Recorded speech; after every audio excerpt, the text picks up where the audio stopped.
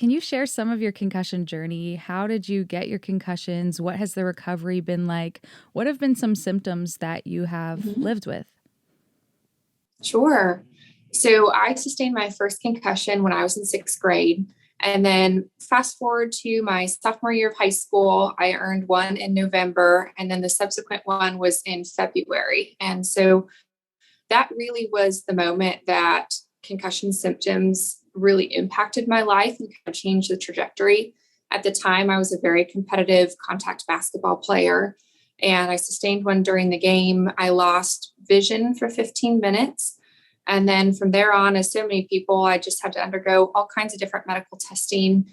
We hypothesize now that my brain swelled to the point that it knocked my pituitary gland and it hit all of the control centers along the way. So that one really changed the trajectory of my life. It messed with my heartbeat, my sleep schedule, my dietary needs, my hormones, all kinds of things. So I stopped playing basketball at that point in my life, and I decided to try volleyball because it was a non-contact sport. And then my freshman year of college, I sustained my fourth traumatic brain injury, and then leading to my fifth traumatic brain injury, which occurred during a car accident. And it was at that point that I reevaluated my sports participation. And since that moment, it's been about 12 years. 12 years since the main concussion. And I think I've been concussion free almost 8 years now. So some of the symptoms that I still deal with, food allergies, which a lot of people don't attribute to brain trauma. I can't do any dairy. I can't do any bird products, and my body's very sensitive to gluten. So I know you've talked quite a bit about just your journey with that, but that's a big one that I have to deal with.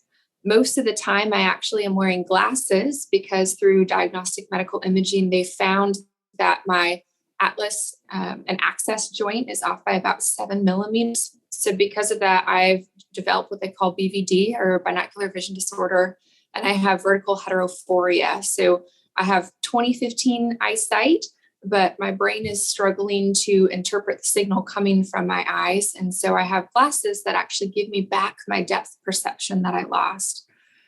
And then other than that, I think it's just managing what I can't do memory wise. So I learned after the third concussion, I can't really access or transfer short term to long term very well. So I jokingly say that my family remembers more about my childhood and my life than I do. But I do struggle accessing the memories that are there, just being able to work with them and recall them and be able to speak about them. Thank you for sharing. And you explained it so well. And I know with each symptom that you so eloquently explained, there is a depth of experience and struggle behind each one. And so, Right. do you want to talk about some of the process of what has it been like to realize that you have the symptoms, and how Mhm. did you find ways to cope and move forward? Mhm. I think the biggest symptom that I didn't mention before, since that concussion, which I believe the one that I kind of refer to as a life changing one was my third one, which I think was back in 2009, 2008, somewhere in that time frame. I have had chronic daily headaches since that moment. There's not a day that I don't wake up without a headache. And as you know, chronic daily headaches doesn't mean anything. It just means that you have pain in your head, but we haven't been able to diagnose why. And some days I have migraines on top of it, which isn't ideal, but I bring that up because of the invisible injury aspect of brain injuries. Because of my involvement in pageantry and modeling, I'm often praised for my outwards appearance. And a lot of people never really know what's going on the inside unless I share that with them. And anytime I talk about traumatic brain injuries or my concussion journey, I feel so blessed to be able to even talk about it because there are so many people that don't have access to their voice. But it really has been a struggle with this concept of knowing, I'm not who I used to be pre-concussion. And I think there's a lot of emotional trauma that comes with that. And there's a lot of external pressures because nobody can see that. Nobody knows what it feels like. And there's a level of isolation that I think is really, really difficult to cope with.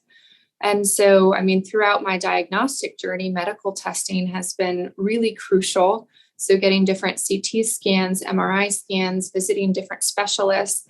But something that my mom's one of the people that's been on this journey with me, what we kept hearing was very diminishing statements from medical professionals.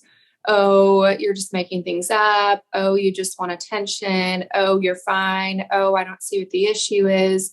And I think it was learning at a very young age, just because other people don't see it or we can't find the root cause doesn't mean that it doesn't exist.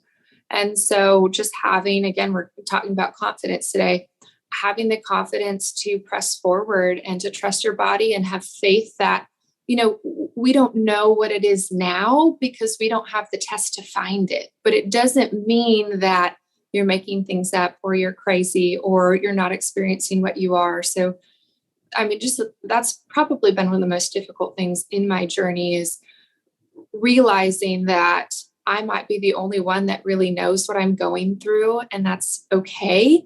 But I don't want that to dominate my life. Like I want to take charge and find my power in my voice and take opportunities like this to share with someone like yourself who really knows what I'm going through, and we can share together and we can bond and just create communities where talking about these difficulties isn't seen as a sign of weakness, but it should be a moment for you to come together and find strength and hope in those opportunities.